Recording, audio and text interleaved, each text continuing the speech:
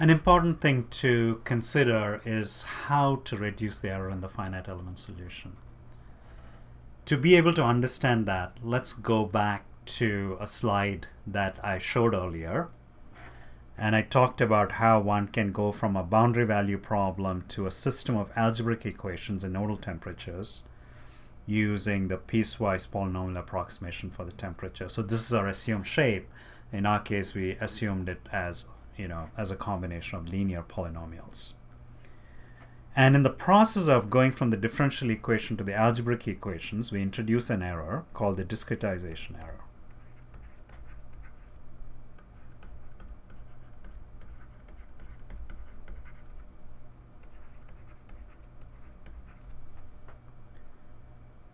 And we can reduce the discretization error by improving our piecewise polynomial approximation.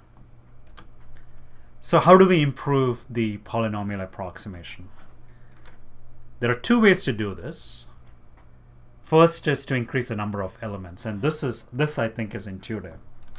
In our original mesh, we had 3 elements, and then we can generate a refined mesh where we have 6 elements.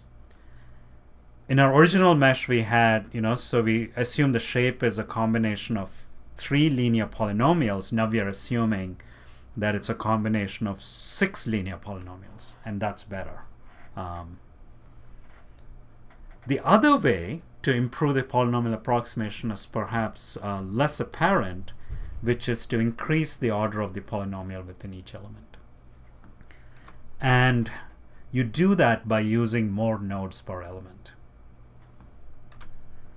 Here I've shown a mesh with 2 second-order elements. Okay, so this would be the first element, and that would be the second element. And each element has 3 nodes. Okay, 1, 2, 3, as opposed to here where each element has only 2 nodes. And when I have 3 nodes, I can write a quadratic approximation or a quadratic interpolation between these 3 values, as opposed to here where I can only write a linear approximation, connecting 2 values. And we'll see the effect of going to the second order polynomial. So here are the results I got with refining the mesh and also increasing the increasing the order of the polynomial. This was our original solution with 3 elements, linear elements. This is the solution with 6 linear elements, okay? And you can see that it's better than with 3 linear elements. So now I have 1, 2, 3, 4, 5, 6 linear polynomial segments. And particularly you can see that the derivative here, or the slope, matches better than over here. And we know that derivative is very important because it's related to the flux. And then I'm also showing you the result with a second order polynomial with just 1 element. Okay, so this is 1 element with 3 nodes.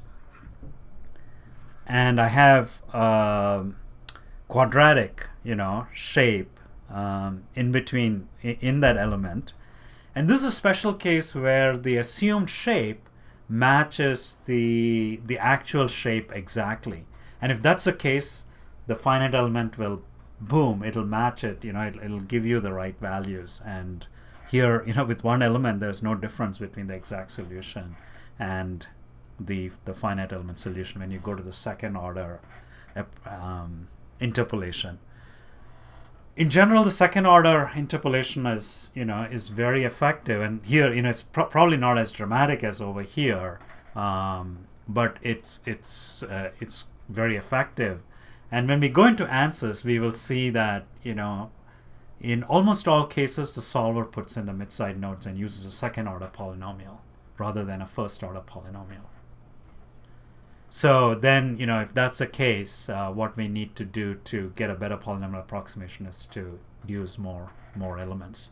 But we'll go and check, the order of the polynomial in one of the first cases. In fact, you will have an exercise where you're looking at doing the solution and answers using linear polynomials versus quadratic polynomials.